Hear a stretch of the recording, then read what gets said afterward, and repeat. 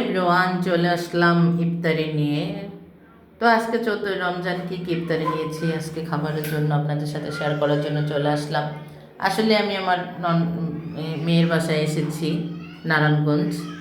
তো এখানে কি কি ইফতার তৈরি করেছি আপনাদের দেখানোর জন্য একদম ঝটপট ভেজে গরম গরম নিয়ে আসলাম। তো দেখেন আমরা এখন গুড়ের শরবত নিয়েছি, দেখেন আমার নাতনি খুব মজা করে খাচ্ছে। ডিম চপ নিয়েছি, আলুর চপ, বেগুনি এবং পেঁয়াজ ভেজেছি, সাথে ফল ফ্রুট নিয়েছি। সবেদা তো আমার অবশ্যই থাকবে, আমার মেয়ে জানে, জামাই জানে সবেদা পছন্দ করি, তাই আমার জন্য সবেদা নিয়ে এসেছি।